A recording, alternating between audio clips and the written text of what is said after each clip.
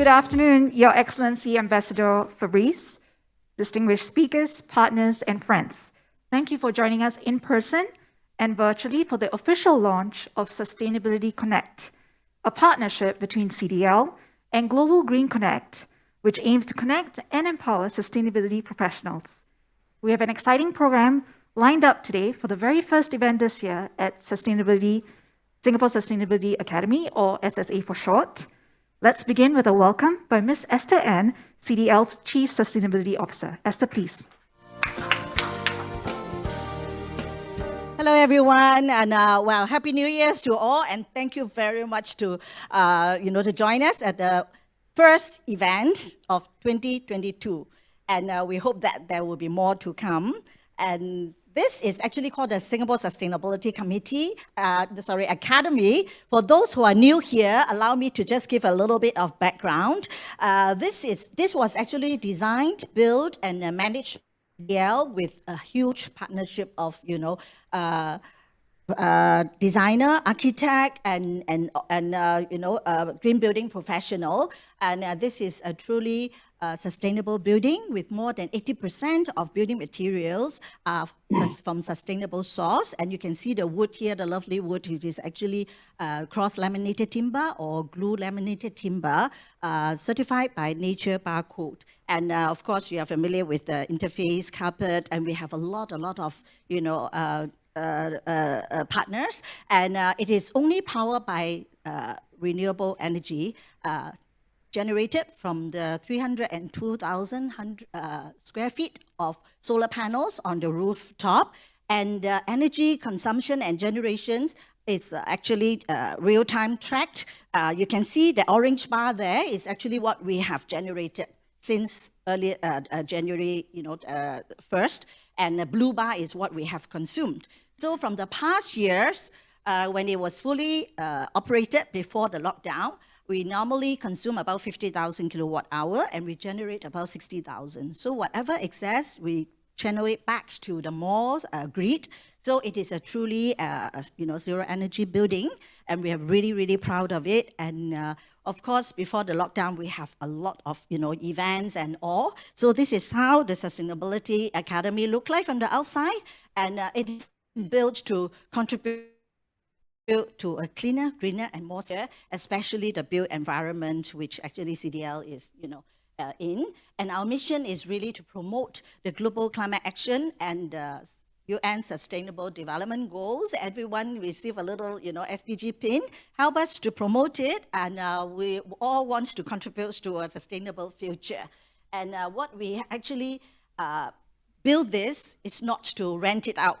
It's actually a rent-free space, and we gave half of the space to actually behind the black curtain. It's an office managed by Sustainable Energy Association Singapore, and they have been promoting sustainable energy and building capacity in partnership with Asian Development Bank for more than about 13 years now. So when we opened this academy, we gave half of the space for them to run the program, and there's a classroom also attached to it, and rent-free. And this whole space here is also built for any partners, all of you, that anyone who want to promote SDG, do come to us. We will be more than happy, to provide the support.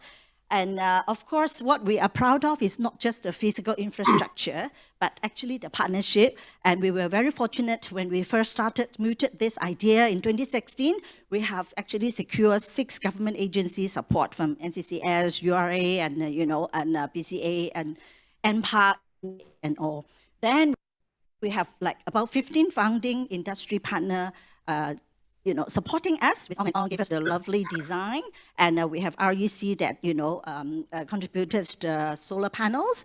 And of course, we provided most of the project management and the funding for building this academy. And over the 5.5 years, and from 21 partners, we have expanded to more than 100 partners over the year. So of course, before COVID, it was a very active space here. And the first few years, even including the COVID lockdown, we have actually managed and held 570 over events and training courses. And of course, we turn virtual. When the doors are closed, the windows are open. So we continue to engage, and we reach out to the tens of thousands of audience through a virtual platform. And of course, we are really grateful for all those partners who have walked with us in this journey over the 5.5 years. And with this partnership with Global Green Connect Academy, we really look forward to even expanding this partnership to, beyond Singapore, and even, to a lot more different culture, different age group, and different industries as well. And I'm going to dedicate this short video to have actually supported us and also to enjoy our journey. And this is a little video for you to enjoy.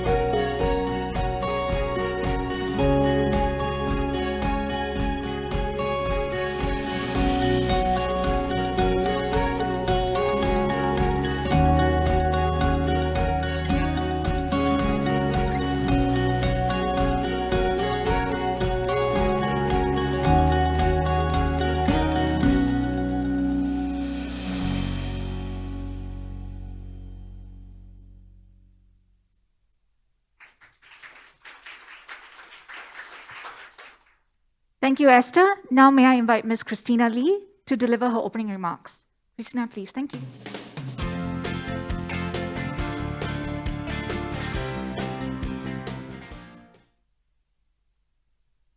Hello. Good afternoon, ladies and gentlemen. I'm so thrilled to be here to welcome all of you to witness and celebrate the launch of Sustainability Connect.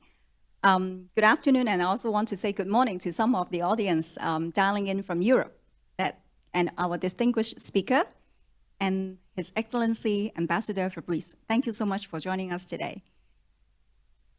I also want to say that today is also the official launch of GGC Academy. Like the Chinese would say, 好事成双. It means good things come in pairs. We're so delighted to have you here.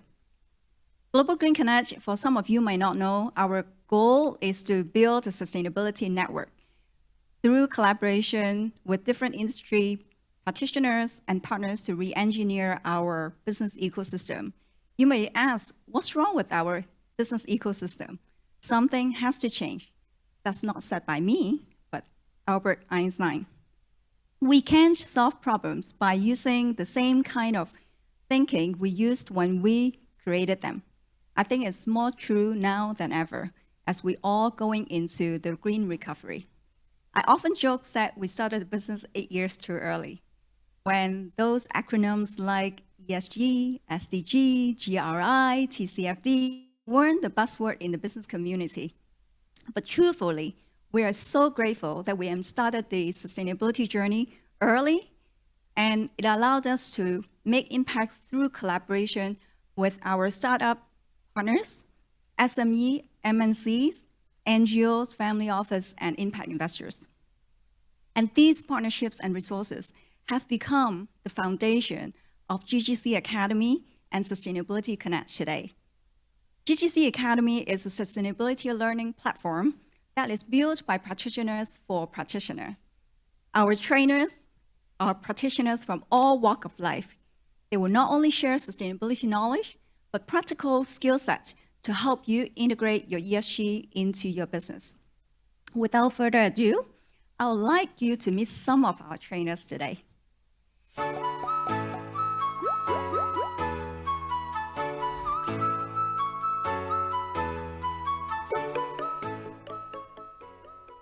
Hi, my name is Tomo Hamakawa from Earth Company. We're based in Bali, Indonesia. Earth Company is a social enterprise based in Japan and Indonesia. We empower change makers, we deliver educational programs, and also run this amazing eco-hotel here in Ubud, Bali. We're very excited to partner with GGC Academy to bring more impact to the region and inspire more people to take sustainable action. Hi, this is Michelle Wei. I'm a 5 years experience in sustainability, corporate social responsibility, brand and reputation management. I'm very pleased and looking forward to working with GGC Academy to help companies and sustainability professionals to learn more about risk and stakeholder management.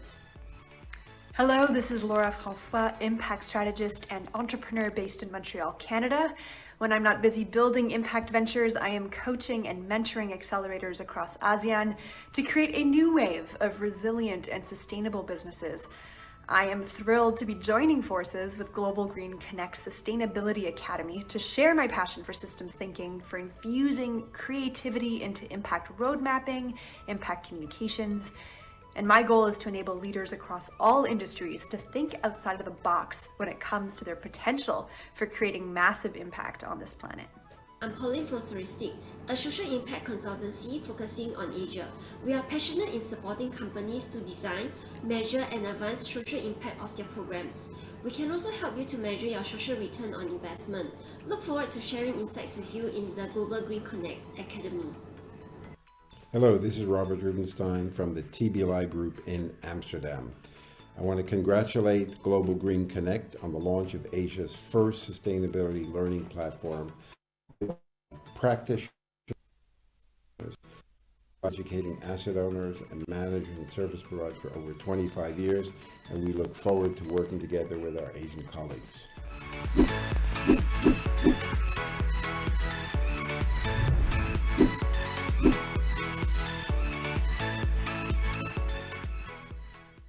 Yes, I hope you'll start your sustainability learning journey with us, with our trainers. Like I said, I don't want to call them trainers because they are really practitioners.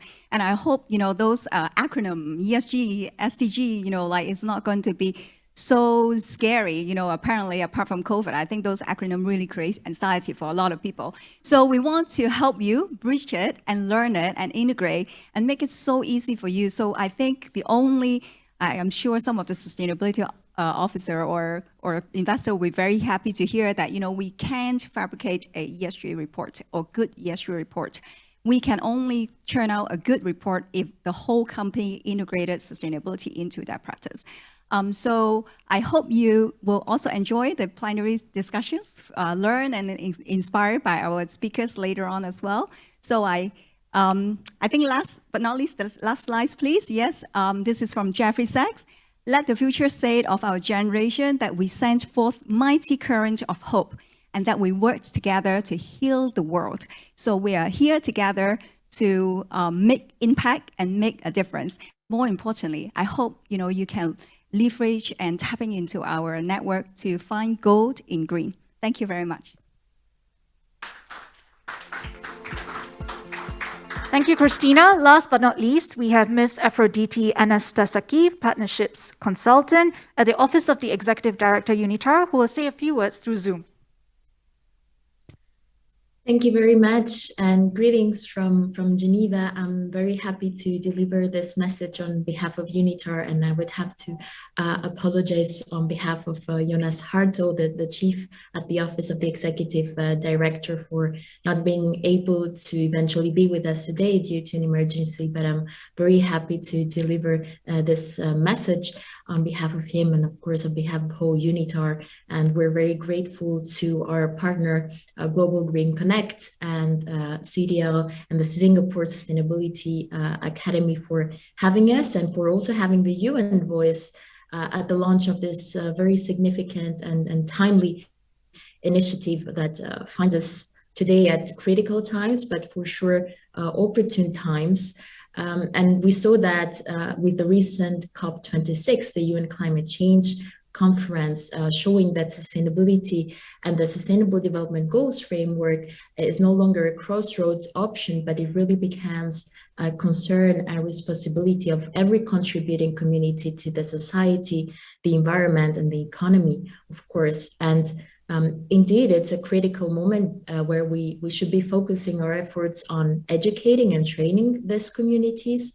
And these communities, they don't only drive change through decision making, but they also lead in generating future wealth and business opportunities, which can be only sustainable and inclusive if they're very much closely aligned to the sustainability notion and practice. And we know that companies across industries and impact investing communities, they can do this, can contribute to this direction when they take the first step to embrace sustainability in business, integrated, but when at the same time they take the opportunity to place their education on sustainability as a priority that can really help them reach their goals in this new path that they can be taking. And this is exactly the reason why training businesses is essential to support this change. And at UNITAR, working with businesses is not core in our outreach and in our core programming, but we have worked in the past with leading companies as beneficiaries, but also as providers of education in several sustainability areas, in sustainable energy, ESG management, climate change, and others.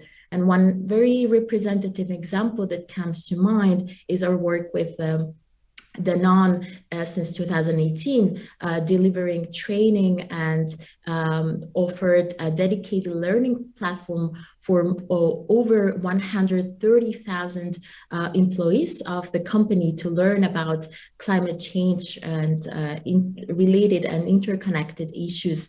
But Danone was also as in a unique position of expertise to co-create with us training for thousands of learners around the world on their field of expertise in nutrition, sustainable diets, to better understand the social and environmental impact of our food choices. And this is a firm example of a business receiving and contributing education for sustainability, but still, for many businesses, we see that integrating this notion as a practice, it remains a challenge. And we are all at this learning curve, right? So to meet this challenge, but we know that we have sufficient and already advanced knowledge and training tools to move forward. And some scaling schemes that can help companies really accelerate addressing this challenge can be training in upskilling to meet the tech tools and developments that are new and prevail now in the company's operations, or reskilling for upholding to higher positions and responsibilities, or even, of course, having trainings of practitioners to new practitioners can be another way. I just want to close these remarks by saying that business can not only be the learner, as we see, but it has a lot of industry learnings and best practices to offer on creating scaling innovation for good. We know that companies pioneer in that, but also on mobilizing markets and industries to engage and cooperate. And although at Unitar, as I mentioned, our work with businesses is not central, we really want to grow our partnerships in the future in this direction. And this is an opportunity for us to engage and to learn, but also for you to get to know also about our work. So we invite you all to explore about the work we are doing as the main, the principal training arm of the United Nations. So I wish you much success in the work of the Sustainability Connect. Thank you very much. Thank you all for the welcome remarks. Now it's the highlight of today's event, that is the launch of Sustainability Connect. May we have the co-partners, Esther and Christina, join us in front? Are we ready? On the count of 5. Oh, your mask. Thank you. All right, on the count of 5. 5.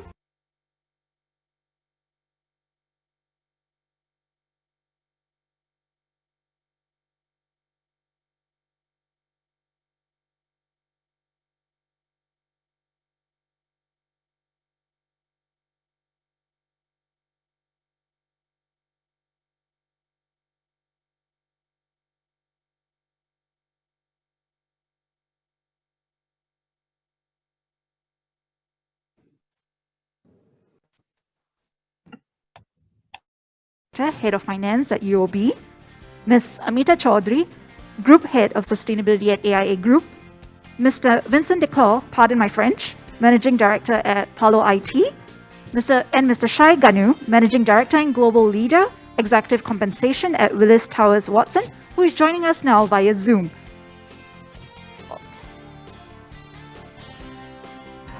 Over to you, Esther, to moderate the panel. Thank you. So that so long as we are 1 meter apart, we can remove the mask safely, okay?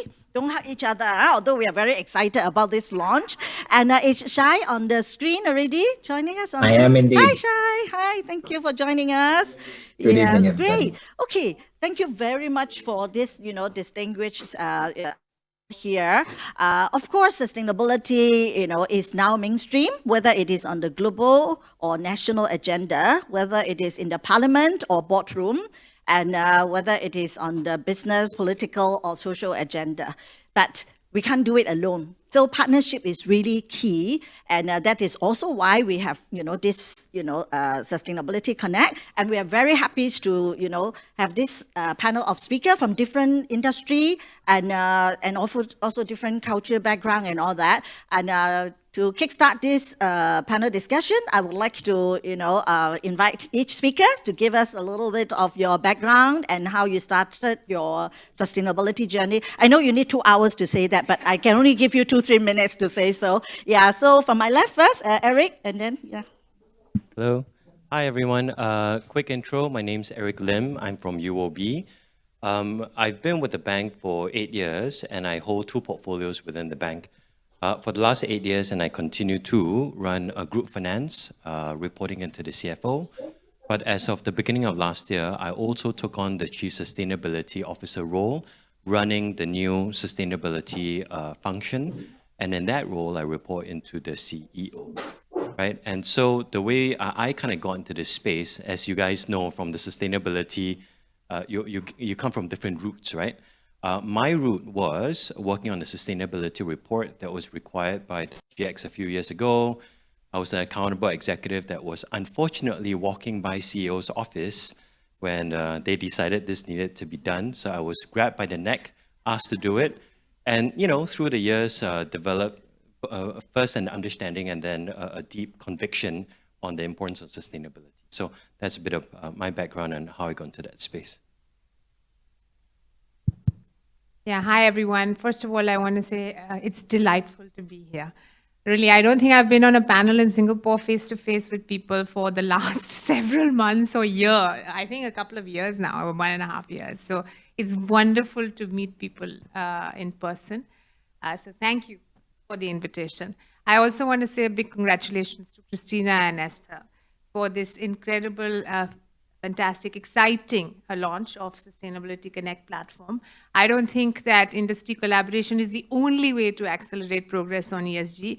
I think practitioners helping practitioners is a great way to genuinely make an impact collectively. So again, congratulations.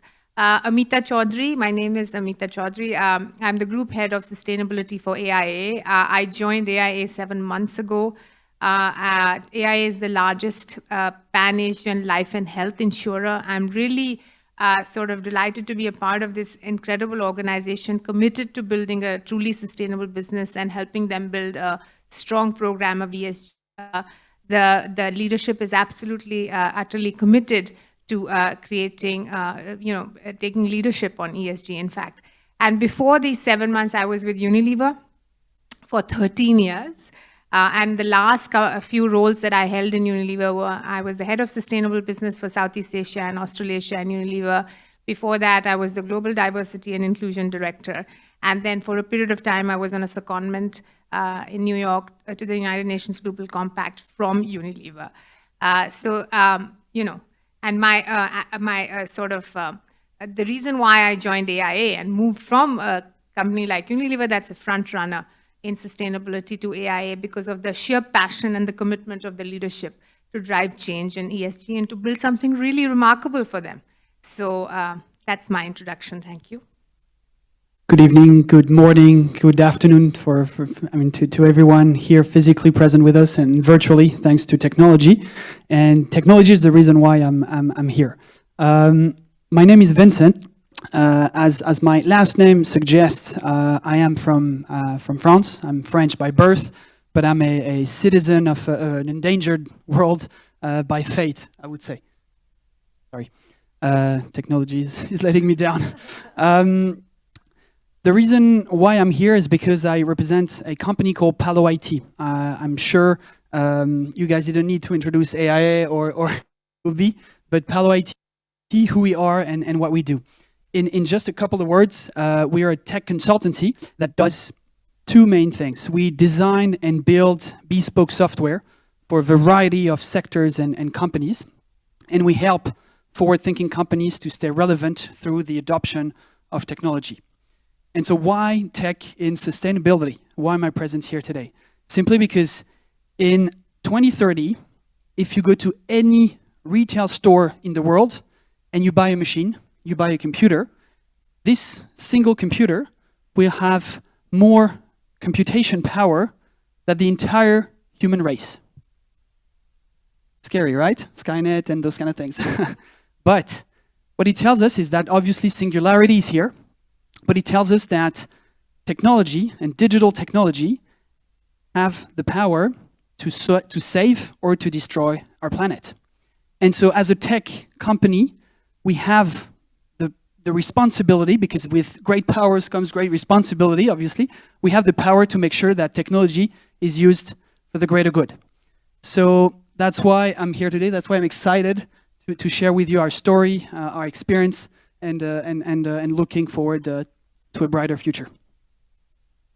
Christina, my partner, can we give the honor to Shai first? And thank you, Shai. You are no stranger to a lot of people. Maybe you give us a brief background of how you started your sustainability journey.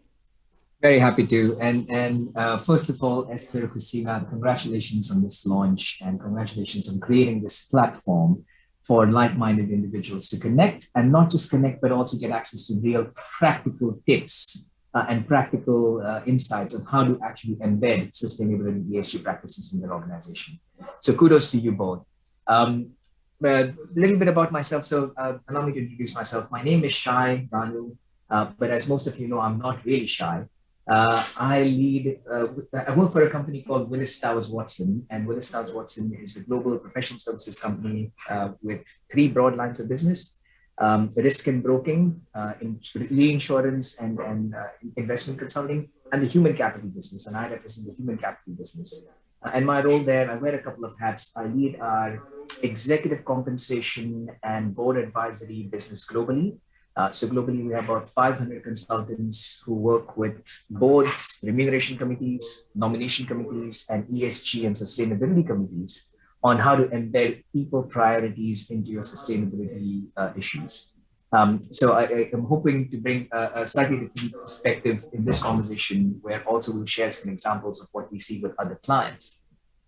And the other hat I wear is I also co-lead Willis Watson's global ESG efforts, because we're very big believers that for ESG efforts to be sustainable, it needs to be, or to be embedded in the organization, it needs to have the intersection of people, capital, and risk. And only when you get those three dimensions right, does this change truly become long-lasting. But to answer the direct question that Esther asked, what got me started on this journey? I'll be very honest, like quite a few people in this room, what got me started on this journey is following example of Esther and people like her. Esther has been a pioneer in this journey. She's shown the light for a lot of us. And she's been a true inspiration for a lot of us. And I got started in this a few years ago, including the work that we do with clients, but also in my role on Singapore Institute of Directors. Esther and I we both sit on the SID's ESG committee, where we're trying to help the director cohort in Singapore about ESG and particularly climate issues. And then the final piece before I hand over to Christina, was fortunate enough with partnership with SID, SMU, and Climate Governance Initiative to be able to set up the Singapore chapter of climate governance, or Chapter 0 in some countries, which is called, in Singapore, we're calling it Climate Governance Singapore. And the intent of that organization is to provide access to the director cohort, both current directors and aspiring directors, for anything to do with dealing climate change and addressing climate change in their organizations. So happy to share more about that later on, but thank you for having me, and greetings from Amsterdam. Very cold Amsterdam, I should say. Thank you, Shai. Christina, my green sister, do you have anything to add before we deep dive into a lot of questions here? Well, I'm not going to hold up too much of the time, but I did a brief introductions about what I did, but I had a short conversation with one of the impact investor earlier. When I told him that I started business 8 years too early, he knew exactly what I was talking about. So I would say, it takes a lot of perseverance and passion, to stay on this sustainability journey, and things get much easier, much better. And I'm so happy when I see so many people so passionate about sustainability in business. Finally, I really feel like today is a dream come true, and I really want to give a special thank you to Esther, who is my mentor. And sometimes I feel like it's very hard to keep up with her. And the true feeling is like we feel like we have two big families that when you come together, you get married, and then you hope that it will produce a lot of offspring. And the offspring are not kids; our offsprings are successful business. And I would say, our success is based on your success, including the SME, the investors, and the startup. So that I think this really is the passion draw to crazy people. Yes. Okay, well, everybody must think that I'm 100 years old. Yeah, I started the journey 20 over years ago. Nobody talked about ESG, and I was called crazy many times. And but joke aside, the last 2 years we really, have witnessed the rapid growth of sustainability. Almost every day you read social media or the main media, newspaper. I'll bet with you, if you don't see the word ESG, sustainability, sustainable finance, I'll buy you dinner and supper. Okay, so. Then actually now, while more companies or more individuals are interested in ESG, there come another set of challenges. And then I still remember during Christmas, we have a few of professionals together, in this field. They say, "Hey, I'm hiring. Do you have someone to refer us?" I said, "Join the queue." And then the other one said, "No, I have 7 positions. I don't know how to fill it." So I said, "Yeah, join the queue." So now it's really I want you to check with the panelists here in your own specific industry and your role. Do you find it really a big challenge to find the right mindset and right skill set, to fill your team? Because a lot of companies are setting up, sustainability teams. So maybe you can share with us the practical challenges and how could you help us to find solutions for all the audience here and online and in person as well? Eric, start with you again. Yeah, so I think the resourcing challenge is a real one, right? Number one, because sustainability in its size and intensity is relatively new to Singapore and Asia. I think, as you guys know, lots more history and foundation in the European and US markets. So that's one. The second thing, there was this little thing called COVID that kind of happened over the last couple of years. We're in an island, right? For various reasons, we can't fly out, they can't fly in, we have EP issues, and you start to get very tight, right? In terms of a growth area where you need resources and talent. They're not naturally already here. You can't bring them in, even if you could. They're stuck taking care of their families wherever they are. And then you get to the big great rotation, right? Which is everybody's looking for talent, everybody's throwing out 20, 30% more in desperation to be able to fulfill their mandates, and it's not helpful, right? So I would say in terms of sustainability talent, it's been horrifically difficult to fill the roles with the right people. Now, what do the right people look like? First, you've got to have the right skills, obviously, because this is increasingly a space where it's very technical. You've got to be able to get into the details, know what you're talking about from an either environmental science perspective, from standards perspective. It's moving away from the, let's just do some good stuff and that's going to be good enough, right? No, that's not good enough. In a space like ours, which is heavily regulated, MES, they've hired a CSO, Darren McBain, right? And so she's going to be extremely skilled and technical in terms of what they're looking for. We've got things like TCFD, now being mandated and required. That's extremely technical in terms of the kind of scenario analysis you need to do for physical and transition risk. We've got to set decarbonization on net zero pathways. Just there's a lot of technical depth that you require. But beyond that, you want to bring folks in who are not in the game because it's cool. Right? You want folks in the game because there is some level of deeper conviction that truly the confluence of society, government, business, employees is going to do its work to create a better future. Because if you don't have that level of conviction, you're going to get folks who are in the space for own personal growth, right? And I think with the space of sustainability, it is absolutely important that we have no competitors, we only have friends, we only have collaborators, we only have alliances. Things like this is extremely helpful, right? And then I think that mindset is really important. So the way we've had to compensate for the lack of talent is we hire in and we build in-house as well. For a bank like us, we tend to have the right kind of capability around sustainable finance bankers as well as ESG risk managers. Because at the end of the day, the skill sets are relatively transferable that can be upgraded, right? A banker's a banker, all they need to do is learn green finance, sustainable finance. You add in a bit of support from consultants and SPOs, they know what to do. So from that standpoint, we've been able to build up quite a strong and robust sustainable finance team. ESG risk managers, it's risk. It's a new asset class of risk, right? It's a new type of risk. And so again, with the help of consultancies, they've been able to build up the capability. Where we find it's a bit more difficult is around the whole corporate sustainability side, right? It's relatively new to both country and banks. And so, understanding all these new corporate standards, right? The alphabet soup of every guideline, standard, et cetera, that's coming at us fast and furious, that's really tough, right? And so that part we've had to invest in bringing talent in and then building from there. But it's been horrific, honestly. So yeah, your experience, Amita? Yeah, that's very comprehensive. I was just wondering, Esther, whether you have that slide. Want to show? I just wanted to show one slide on to sort of respond to your question. Yeah, this is the question. So this is a photo that I saw recently.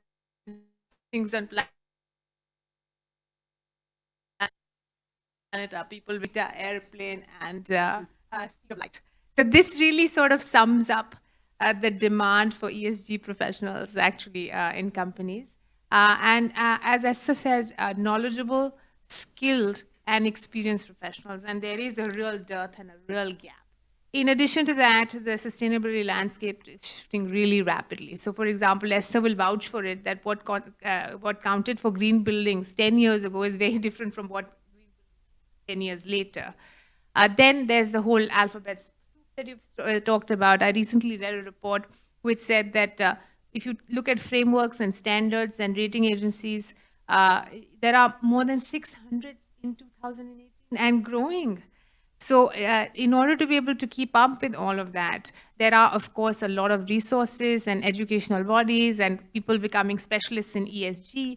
But while they are building the knowledge, there isn't necessarily the experience that they have in order to be effective within an organization. So I completely agree with Eric that the idea is to then do you build, buy, borrow, and so therefore you build from within. And one of the important things about a core sustainability professional, CSO, what is the job that they do is making sure that they have an understanding of the trends on ESG. And then they have to be able to navigate and influence and cut through the organizational complexity in order to integrate ESG as a part of all the different functions and ensure that it's capturing business value. So that's at the CSO level and their team at the corporate sustainability level that you spoke about. But then you need to make sure that you're embedding it within the respective functions. So like you said about sustainable finance team, you need to have core understanding of business or investment or finance or HR, and then you have to upskill them with regards to ESG principles and concepts, and then bring them up to speed as to what Shai said around what does it mean? What does people strategy mean within what does ESG mean for HR? Or what does ESG mean for finance? Is really important. And I think that capability, that in fact I see there isn't enough there isn't enough educational content or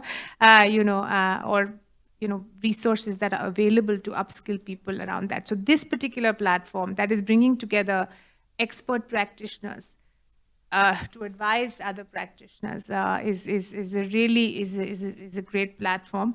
I'd just like to end by saying that one of the quotes that I read recently in one of the books was a chief sustainability officer said that my aim is not to create through the collaboration that I have with other chief sustainability officers or sustainability professionals. My aim is not to create more gold medalists, people who are already expert practitioners, to be better, to be a little bit better. It is to create thousands of silver and bronze medalists in sustainability so that we can embed sustainability really rapidly within businesses and organizations. So anyway. I fully concur what you guys just shared. I would add a few things. The fact that first, sustainability is not new. Esther, you're the living proof of that. But it's been trendy just for a few years, and it's been in the media as well for a few years.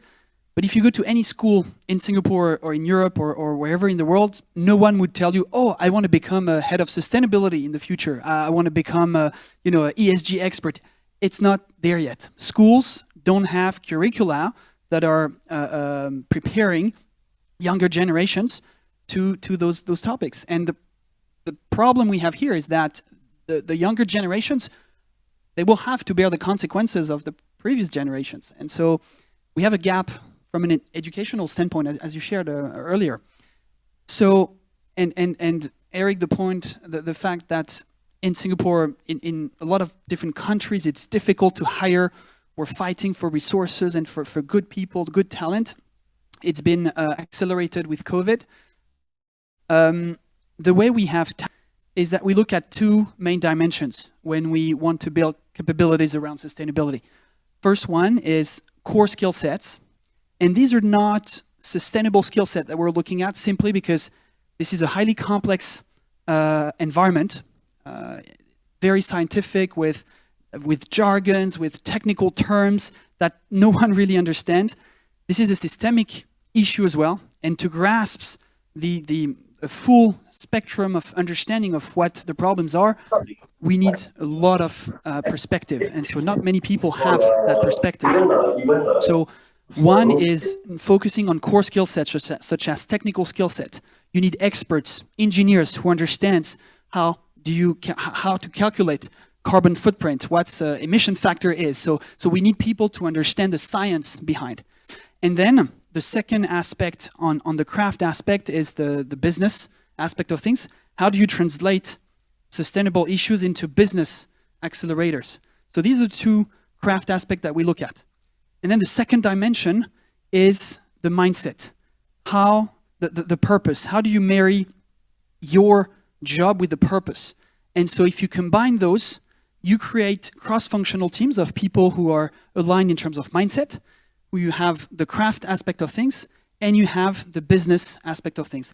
That's the only way we've found to really build capabilities around sustainability, at least at our scale. Great. Shall we go, Shai?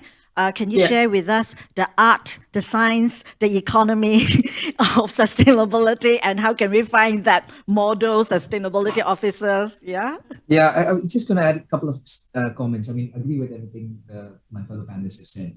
By the way, I loved a couple of the comments. Eric, you said that when it comes to ESG and sustainability, there are no competitors, only collaborators. That couldn't be more true. I mean, it very much takes a village. And particularly when it comes to sustainability and ESG measures, the ecosystem, the value of ecosystems cannot be underestimated. And so again, at the risk of sounding like I'm plugging the Sustainability Connect platform, which is not my intent, but I very much want to applaud this effort, because this is giving us the platform and the ecosystem that we can access resources that each of us may have developed. There is definitely sort of merit in this collective wisdom around ESG. I also sort of couldn't help but chuckle when Amita shared that slide about people becoming ESG experts faster than the speed of light. Personally, I can identify with that a little bit, but then I can also identify with the Dunning-Kruger effect, that the more, which is a cognitive bias, the more you understand about a subject, the more you realize how little you know about it. So I've gone through my way of thinking, yeah, I'm the expert, and then realizing, oh no, actually, there is so much I don't know. And then begun my education and sort of education in earnest about what ESG, climate change, sustainability is, and how we can embed that. I think I'm on the uptick of that curve of my maturity, but there is still a lot to go. And then the final point I'll quickly make, as we were talking about just access to these capabilities and talent. Sorry, maybe 2 points. One, we say this often, that passion is not a substitute for competence, right? So there are quite a few people who are passionate about the subject because it is a moral imperative, but that is not a substitute for competence and skill. So what organizations need is they need both. They need passionate people who are committed to embedding ESG priorities and sustainability priorities, but they also need to balance that with deep expertise and skill. And again, that beg, borrow, steal model, if you don't have it internally, then you can get access to consultants, advisors, ecosystem partners, networks like this, SID's ESG committee, whoever else, to get access to universities, to get access to the deep expertise that can help you embed this.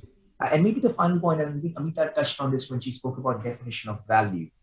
I've been working with clients for the last 3 or 4 years trying to embed ESG priorities as part of their core business operations. And I'll make one observation. The organizations who have been truly successful at doing this, and this being embedding sustainability as a core part of their business strategy, the organizations who have been truly successful, they are the ones who realize that they're not doing this out of the goodness of their hearts. It is not a moral imperative, it is a business imperative. The ones who are doing it truly successfully have realized the business benefits tangible financial benefits that come about by embedding sustainability priorities in your strategy. Happy to share more details later on, but I think if you take nothing else from this session, this is not about tree hugging. This is about understanding actually that ESG drives value for the business. Yes, Christina, you have anything to add on? I probably will throw the questions back to you that, there's rumors that people want to go in and work for a CDL because they can learn from the best in the industry. So what is your plan? How can you accommodate? There are so many people lined up that they want to go and work for CDL. No wonder we can't find talent. She's got them all. Christina, this is only a rumor. Never trust a rumor, okay? Yeah, actually, I'm very, aggressively guarding my team, and stop them from giving name cards and all that, So I think it is really true that it's a very competitive market because suddenly sustainability just zoom, to the sky high. In the past, nobody talked to us actually. Maybe I would like to start the other questions now. Is like everybody is talking about sustainability and large cap or SME and all that. And actually, some of the SME ask us is like, what, don't tell me all your what your GRI, your SASB, or your TCFD or whatsoever. Just tell me what you want that I can get your business. So tell us that Shai already talked a little bit about business case and Vincent talked about purpose. So we talk about, we all know too much about the triple bottom line. So of course now the triple bottom line is no longer just the planners, the people and profits. So in the core of it, there is actually purpose as well. Then in your own opinion, when you're dealing with businesses, how would you, really sell them the idea that you have to embrace ESG or sustainability into your business? Otherwise, there will be actually maybe higher cost of inaction than action. Maybe I want to start from the back now that Shai, since you started this business case thing, I want to ask you first, then we come back to, Christina, Vincent, and then back to Eric. Yeah, sure. Happy to, Esther. Yes, over to you, Shai. Thank you. As you can imagine, it's not a simple answer, but establishing the business case, there are a few aspects that, sorry, there's a little bit of background.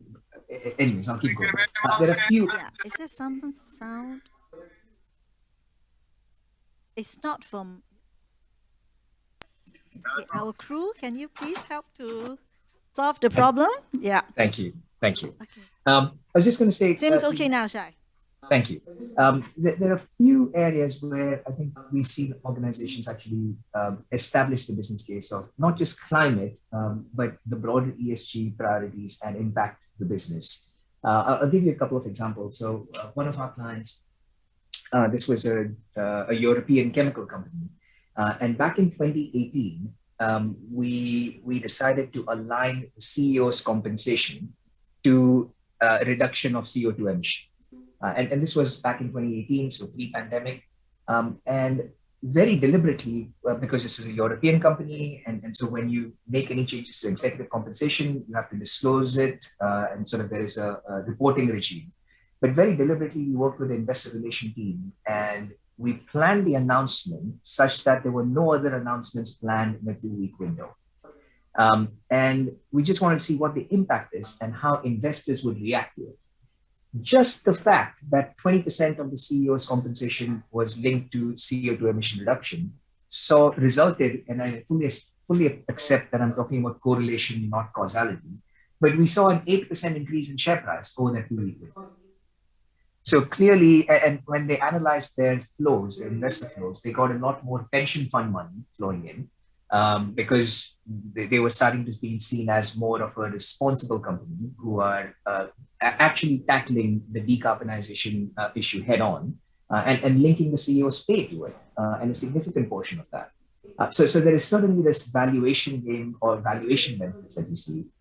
The other financial benefits, I know Eric will, I'm sure, talk about this more, but banks have started offering preferential interest rates to companies who can sort of show decarbonization or show meaningful progress on ESG measures.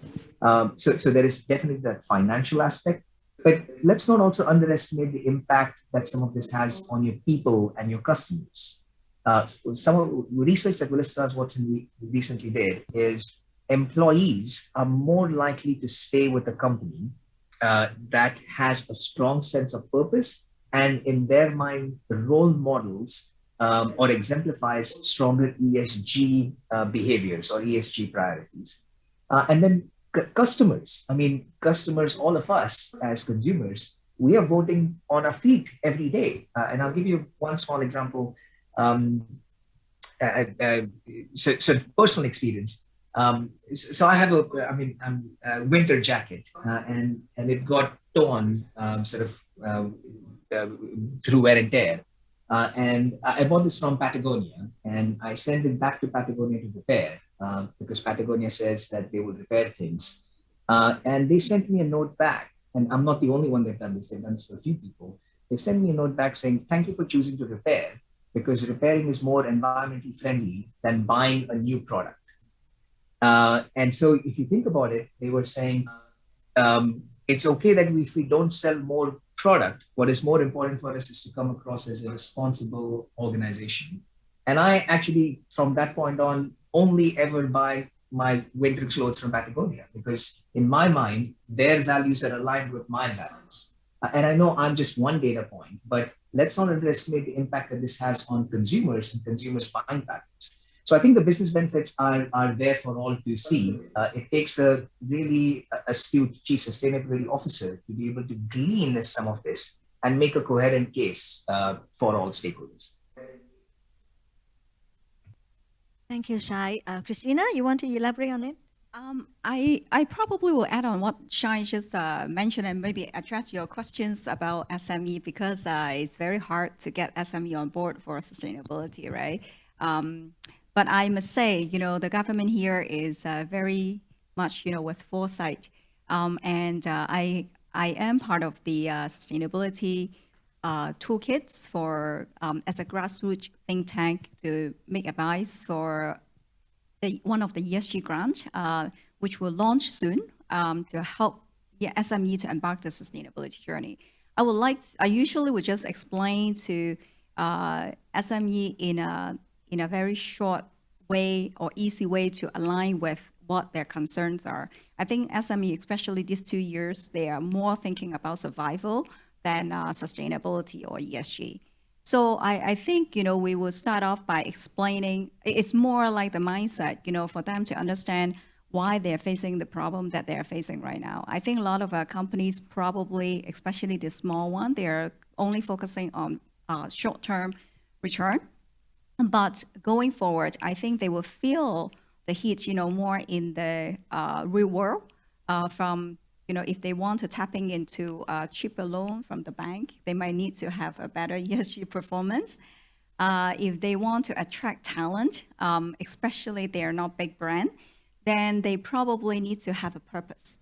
So I think, from attracting, retaining talent, I think that's, having a good ESG base will help them to build both financial and human capital for the company. I think as long as you explain to SME owners, I'm one SME owner, that the benefit of building a sustainable company with ESG is your assets rather than a cost, they get it.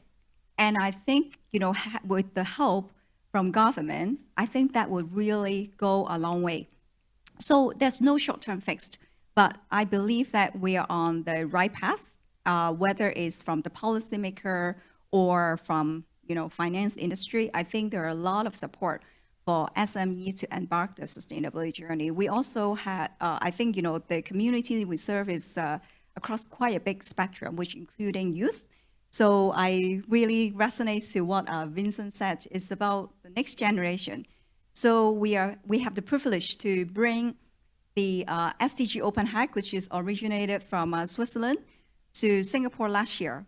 And it's a very unique program, experiential learning, to get all the young generation at university to work with real life people, not only, engineers get together with engineer and come up with something and sit in the lab, but, taking innovations to the marketplace. Of course, you can say 24 hours, what can they come up with? but it's the process of boot camp, of seminar, and collaboration that really changed the mindset. I think, when we can, of course, today we launched the Sustainability Academy, which we can, bring practitioners together to help practitioners. But I think if we can also go a little bit downstream, we're really helping to close the gap and also bring practitioners and practitioners together. I think it's also accelerating closing the gap in our real world. I think, that's something that I think Esther and I, we share is the urgency. It's not about we're taking our own sweet time and we still have another 20 years, 30 years, to make impact. I think it's about taking action today. Whether it's big or small, I think we all just need to embark the sustainability journey and take action. And it's all about every one of us. It's not just in a boardroom or sit in a classroom. So so that's my 2 cents. Yes, sure. I'm going to be a bit thought-provoking here. Even if you don't care about the environment and the planet, if you don't embark on a sustainability journey, your company is going to be obsolete in a few years. If we just look at external factors, regulators, in Europe, CSR directive from the European Union, in Singapore, things are moving for listed companies, but also for non-listed companies. And in a matter of years, every single organization in the world will have to report on their triple bottom line, on their ESG indicators. So that's a given, and we know it's coming. So if you don't do anything now, you're going to be in a big trouble once the regulations are there. And you were talking about now it's the time to start capitalizing on knowledge and investment. Second thing is, and Shai mentioned that a bit, clients. We work with a couple of banks here in Singapore, and one of them, last year, when we were renewing our master service agreement with them, we got a call from procurement, and they asked, are you guys SBTI certified? And so and you may know which bank I'm talking about, but anyway.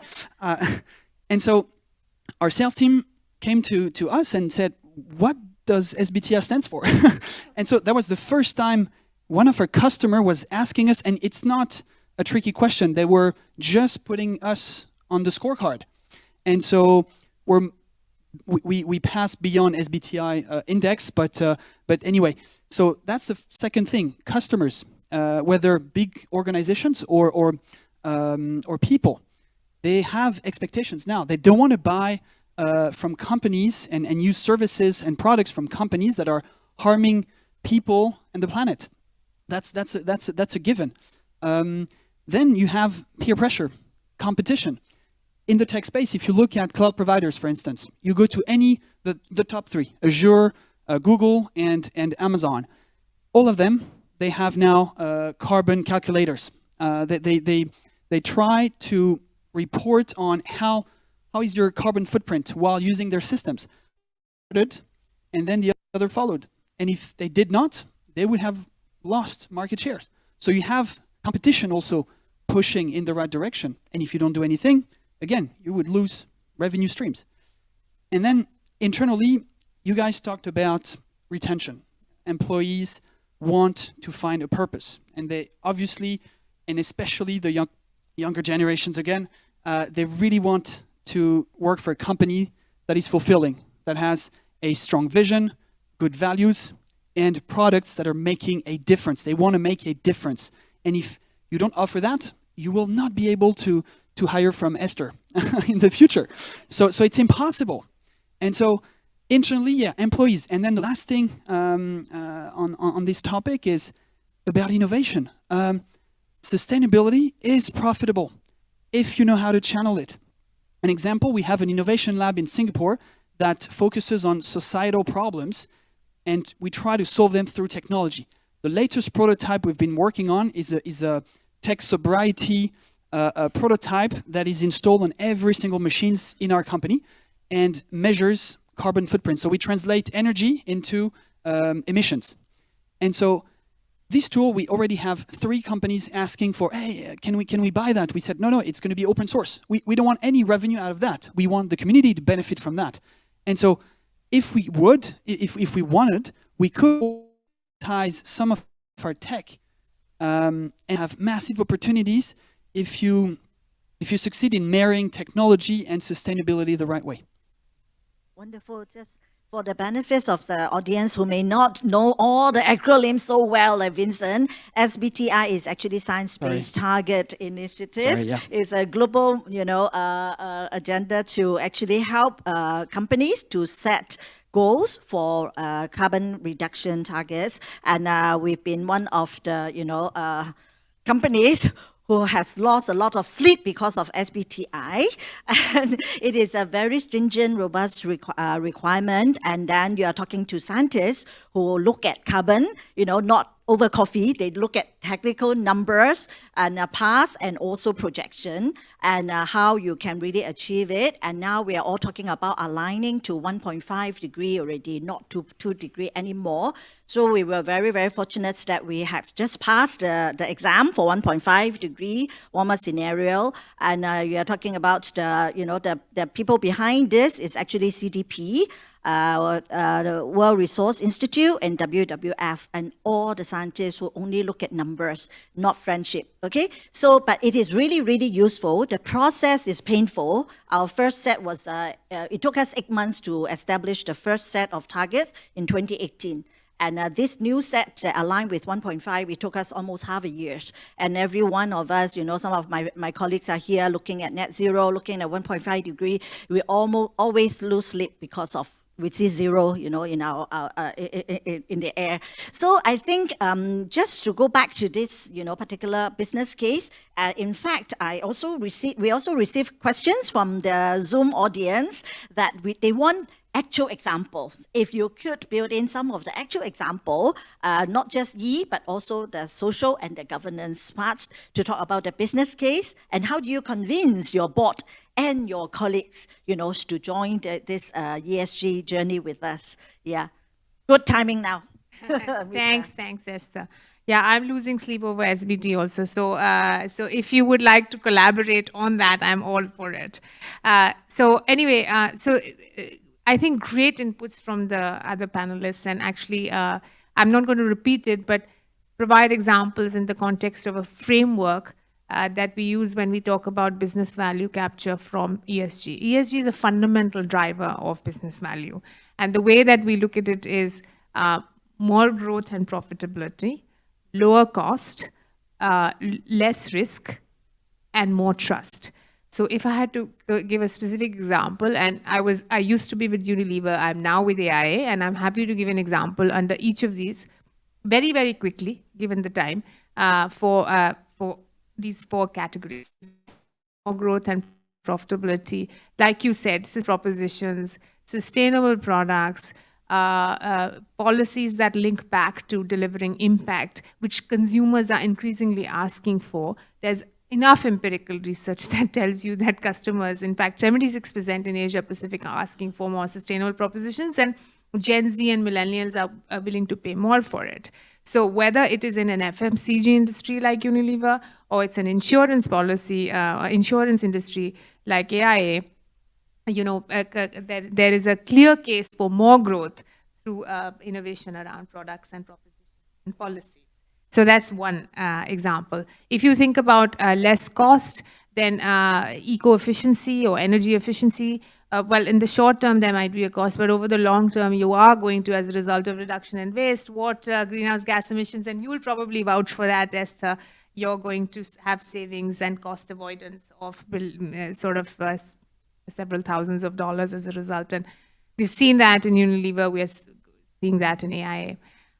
When you talk about less risk, as a result, within FMCG, for example, commodity volatility pricing is hedged as a result of the fact that you are sustainable procurement in a sector like insurance. When you're taking divestment from coal, for example, which we've just announced, we're the first company to have divested from coal. You reduce the risk of stranded assets, obviously. So that's less risk. And then more trust. You've all talked about employees. You've talked about other stakeholders. I think just fostering greater trust with our own employees, customers, governments, key opinion formers through transparency, disclosure, which will result, and specifically with the younger folks, you attract and retain and develop great talent. So that's true for any industry that you're a part of. So I would say that's the value framework for, and those are the examples. Wonderful. Eric, any actual example? I'm going to bring you guys behind the curtain because I've listened to a lot of the conversations and the points are all right? And so much of it has been covered. I'm going to flip it around on its head to say at the end of the day, we're talking nebulously about how do we get companies to go on this journey. But at the end of the day, companies are simply a bunch of decision makers, either at a board level, at a senior management level, or some head of procurement or a CFO. It comes down to a team of people or individual people who are making decisions either more sustainably or less sustainably, right? And so when I give this real actual example, of course, I'm talking about the context within UOB, but I think the underlying first principles can be applied to any business model. I first and foremost had to bring my board along on the journey. And when I had to bring the board along on the journey, I had to read my board to say, who cares about what, right? Some care about governance.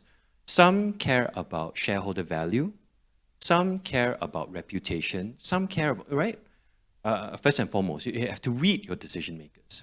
The second thing is you have to understand, therefore, how to get them on a point where they go, what you're saying now resonates with me, right? And when you talk about losing market share, that may resonate with some decision makers. When you talk about increased costs, that may resonate with others. When you talk about valuations, BlackRock's going to stop investing in you, damn it, that will, resonate with other stakeholders, right?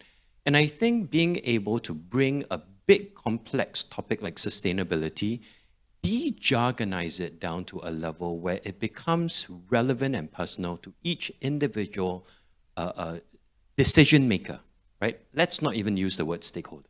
Decision maker. I think that's when you can start to align the organization around a journey that makes sense, right? My greatest personal accomplishment was when, years ago I would pitch to the board and, once in a while, well, not once in a while, you get directors who are very stuck in the past, right?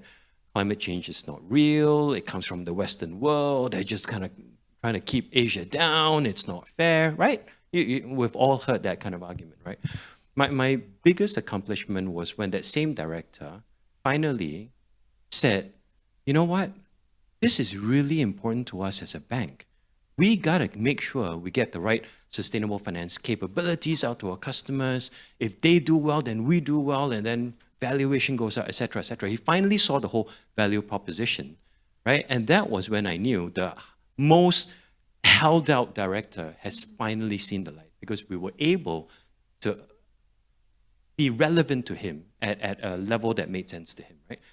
And once you get the key decision makers aligned, you then go back down to a lot of what we just talked about, which is, do you have a right? And I love how Vincent said that, right?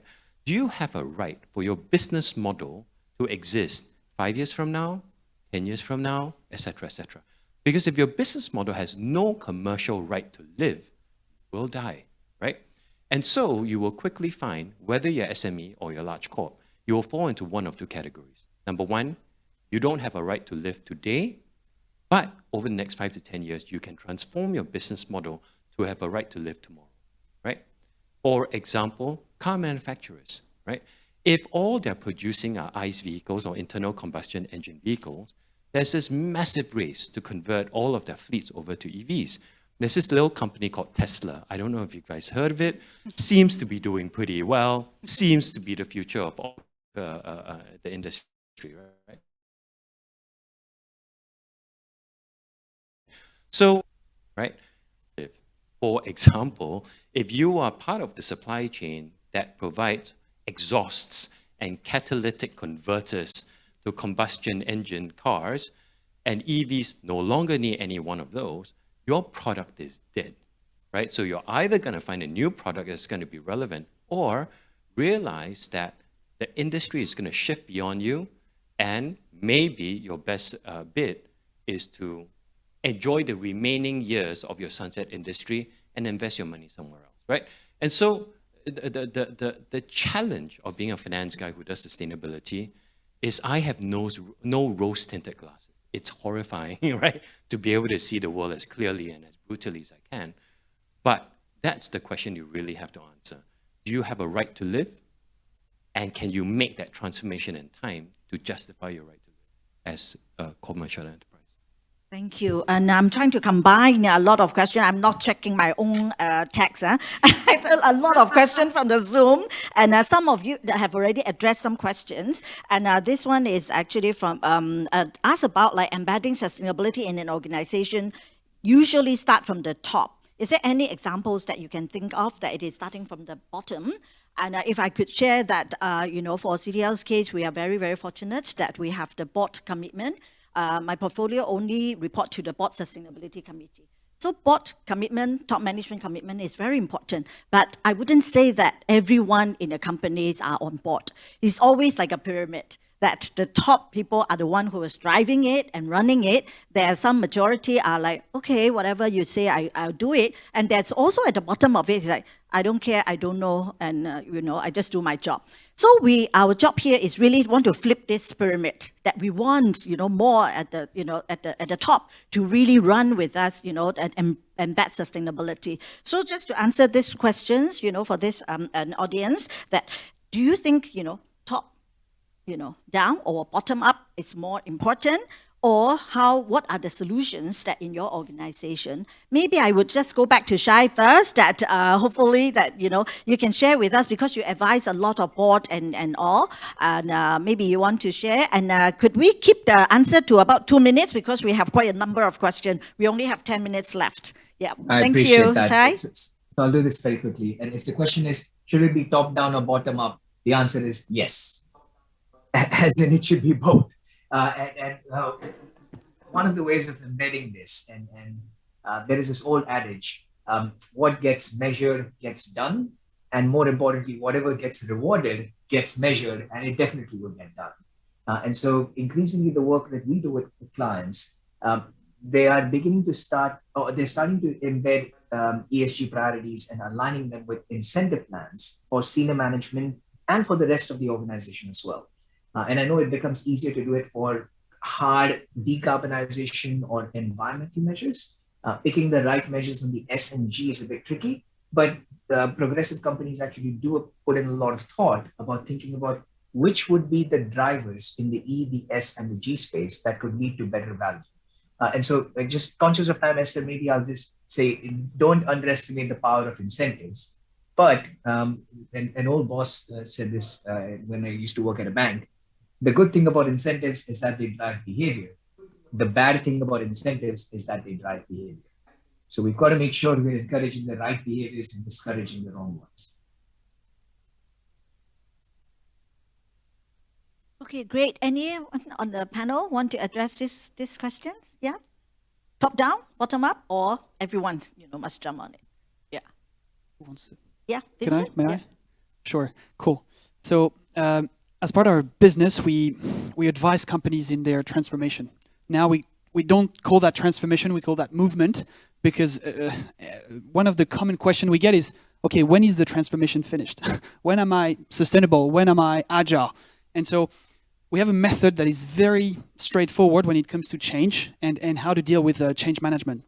An organization, usually you have the top management, the middle management, and then the teams.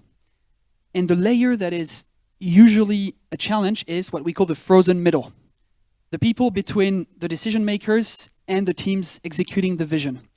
And so the method we have tried over and over a decade is an alignment from the top. So you do what we call a moonshot or a visioning workshop, where you align the senior, the decision makers of the organization on the roadmap, on the really the moonshots, the vision. Then it's a huge campaign around awareness. So you organize workshops such as the climate fresk, the digital collage, to raise awareness, to make sure, and I think Eric, you mentioned democratizing this jargon that is quite complex and understanding the whole system behind. Third, it's about training people, hiring the right people. And in every transformation, you will have people joining and you will have people leaving, and that's natural because the company is evolving. And then the last one, you don't want to do a big bang transformation. You want to go baby step. So you find pockets in the teams. You try to find pilot projects where you feel you have something, you have a champion, and you test, and you A/B test. Okay, this is working against that. We're faster, we're more profitable, we reduce costs, and so that's how you can quickly get up to speed on your transformation. The next thing, you need to measure. How do you measure? SBTI is one. You have other frameworks. You have the B Corp framework if you want to measure other aspects as well. And you give people accountability, scorecards. And in our case, and we're a way smaller company, we have only 170 people in Singapore. All the leaders, in their contract, they have signed clauses saying that sustainability is part of their day-to-day job. Yeah.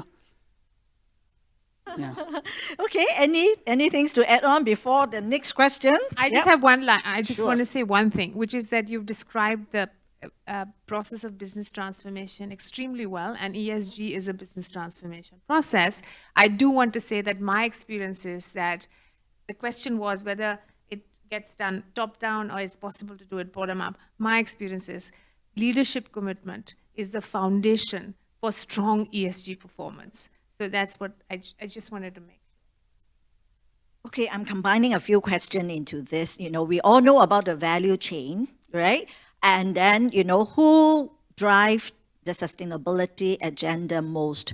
I mean, of course, as a developer, I said any company, you need the support from bankers, you need the support from investors, and of course, the value chain as well. So at COP26, we all saw the formation of the Net Zero Banking Alliance, and then the Insurance Alliance, and of course, in 2019, there was already a Net Zero Asset Owner Alliance, the investors. So these are the three main people. Money talks, right? No business can grow without the support of bankers and investors, and of course even insurers, because especially property owner, need the support of insurance. Some buildings are even deemed not insurable, if it is subject to very high, climate risk, and some are really costing us a lot, much higher premium. That's why we have to, conduct like climate change scenario planning, not looking at the past or current, but looking at like by 2030, what are the likely costs and all that.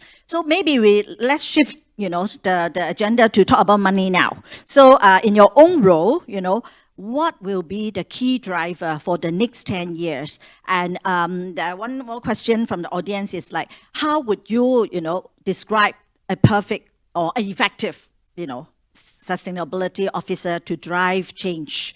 Yeah, Shai, you start first.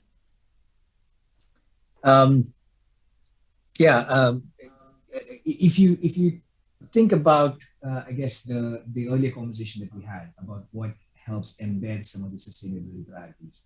I suspect this nexus of people, capital, risk, I think that is going to be increasingly important. Like you said, money talks, definitely. So the access to capital, but then the impact of capital on businesses. But let's not underestimate the people elements, both your employees and your customers. And I think somebody said this earlier, that ESG is another dimension in managing risk, which I fully agree. So successful chief sustainability officers, I suspect, would be the ones who understand the interplay between these and look for the way of demonstrating value through some of these and aligning it through to the corporate strategy. So I'm conscious of time, so we'll come back to some of this, but definitely agree with Esther, what you said, money talks. So we need to make sure that we're showing both the carrot and the stick of embedding ESG priorities. Okay, bankers, I want to turn to you first. Will corporate enjoy better, borrowing rate if we dish out very good ESG performance? And apart from sustainable, link loans, sustainability link loan and green bond and all that, what about general, financing? So I think if you look at the modern economy, it runs on three things, right? Electricity, data, and unfortunately money, right? That's about as basic as it gets. And the reality is, Esther is right, money does talk. But money talks in three ways, and it's important to understand how money interacts with a commercial enterprise. There is the first piece of money, which is profitability, right? So that's your revenue, your costs, it's the profitability of operations. And that relates to how well you transform your business model to be relevant, right? A second form of money is liquidity or financing, right? And that's where banks become very important. If your business model presents to a bank stranded asset risk, and what we mean by stranded asset risk is we do not believe that your business model is viable in the medium term to the long term, we will start to take financing away from you because our job is to lend you money that we can get back, not to lend you money that will eventually result in losses, right? So the second lens of how money talks is very important, and that's where banks play an important role in deciding allocation of liquidity and pricing of that liquidity. Sustainable business models that we think will survive very strongly will start to get lower risk ratings and cheaper cost of funds. Business models that we think are at risk, right, in the medium term, we will risk weight higher and charge more cost of funds, right? And you will start to see this differentiation become more and more apparent. And if you're paying more for financing, you will by definition become less profitable, and it's a death spiral, right, over time. The third way money interacts is from an asset investor perspective, right? So an asset manager will look at your business model and say, okay, you're a public listed company, or you're a private company that's aspiring to be listed, or you're a private company that's going through equity rounds of financing, right, of investments. And they will decide whether they want the money to sit with you from an equity perspective, right, over the long term, and you will be able to access more and more stronger pools of equity investments if your business model looks like it's sustainable and therefore will stand the test of time. So when we talk about money, it's important to understand all three lenses, right? And you can't ignore any one of those lenses because they are all interconnected, and poorly managed will result in the weakening of your business model and access to the capital markets. Wonderful. Amita, anything to add? I just think, you talked about money talks, but the investor expectations are actually being by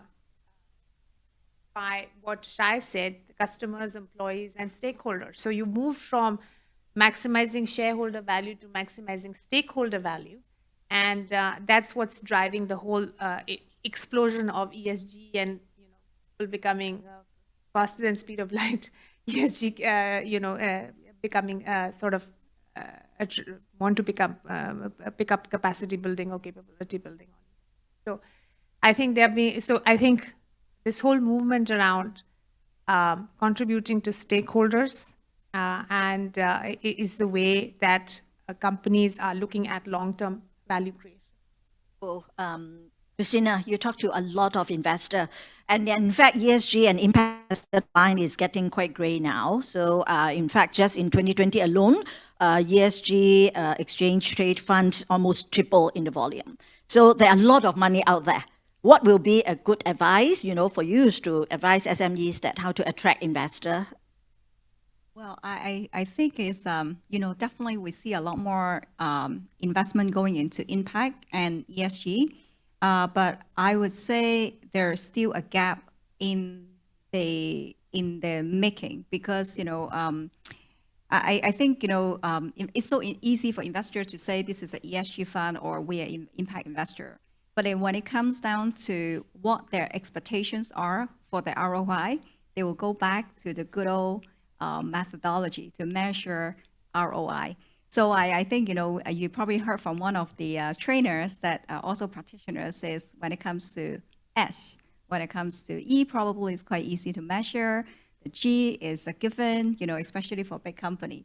But I think, I think even for investor, I think investor need to be educated and learn to change the mindset, or even for the way they measure ROI. I think that's, but there's definitely a lot more opportunity out there, especially for innovator startup. I think you hear a lot of buzz in the market for food tech, for example. And also energy. So I think it is very positive. But I think we just need to be more cautious in terms of like learning, acquiring the knowledge, and be open. Because sometimes we thought we know something, but we just don't know what we don't know. So I think this is what I think it work in progress, and I think it's very important for all of us to work together. Wonderful. So sorry, Vincent. I will just weave this into the final lightning round. 1 minute each speaker. Okay, today is the launch of our Sustainability Connect. What will success look like? It's really like you are setting the KPI for us, hopefully 1 year after. What will success look like? What is your expectation that our Sustainability Connect can achieve? Shai, you are in deep thought now, looking out of the window. Maybe you start first, 1 minute. Yeah, it's always, I these feel the questions, it's pressure always... from his look.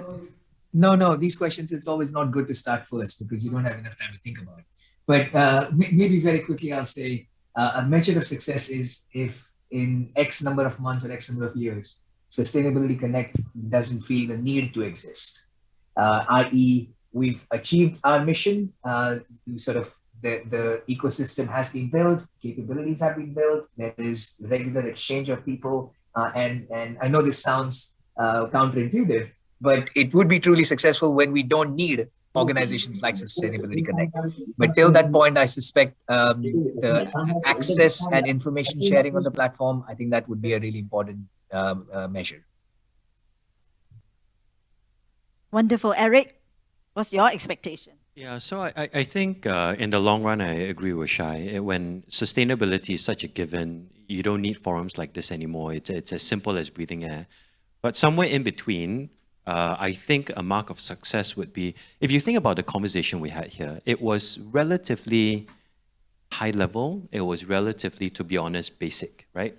And I think over the next months, years, as the issues on sustainability become sharper, more defined, some of the more specialized, deeper conversations that folks from certain industries, certain functions can learn from each other at a really meaningful level and say, that's what I'm going to do when I go back and do procurement or coding or, relook my business strategy. I think that would be a huge sign that a forum like this is adding great value to real practitioners. Amita. I mean, I have to completely agree with Eric. I think you talked about SVT. I think the first step is, can we collaborate on SVT and net zero and decide and have sort of the businesses that have committed to net zero come together and really see how we can implement and achieve the ambition around climate. For example, if you could manage to do that, that would be huge success. But like my experience with training and education is that if it's just done in a vacuum, it's about awareness building. Without an outcome focus, we're not going to be able to the desired results. So like Eric said, whether it is for a specific theme, a specific function, or a specific issue, such as net zero and SBT, if we can have, in 12 months' time, X number of practitioners who are completely capable and proficient in it, that would be a great success. Vincent? Tough to come after those guys, but make sustainability sexy, make it appealing. Make sure that... That's why we have you on the panel. Oh, yeah, I was wondering, why am I the only person, with a beard? No, so make it, democratize it, de-jargonize it, make it reachable to any curious soul. That would be just to add on what you guys shared, my ask for you guys. Wonderful. Partner, you heard all the KPI. What's your thought? Well, it sounds like we might have a specific industry committee chair here already. So it's all about delegation, right?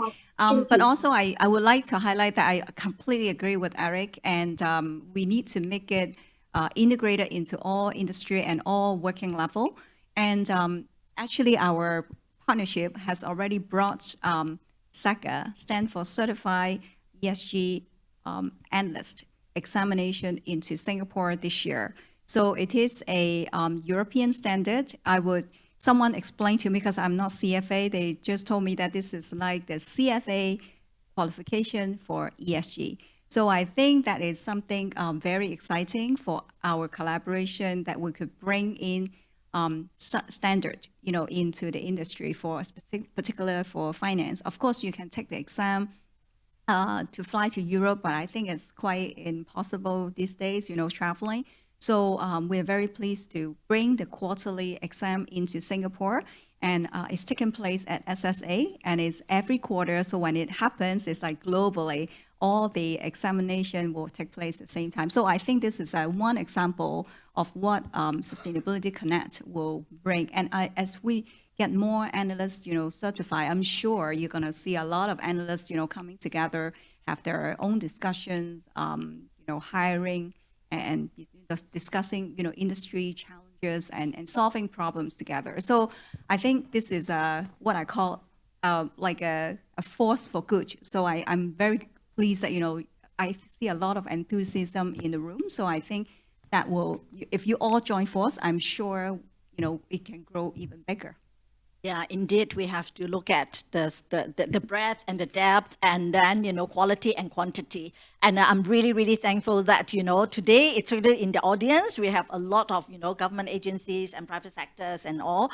And I can't name all, but I can see, Global Compact Network Singapore, Ms. Goh Swee Chin is here. And we have SGX, we have Resilient City Network, we have SUTD, we have Skill Future, we have E2I, and many, many more. And this is really a good, start. And now, of course, our SID, the ESG committee, yes, Shai, we must, fly the flag for SID, right? So we really have a lot of, partners to start with already. First, to know what we are doing, and please, take action and join us also. And let's all turn, climate anxiety into action and positive impact. And with this, thank you very much. And we hope we have a healthier, happier, and more sustainable year in 2022. Thank you.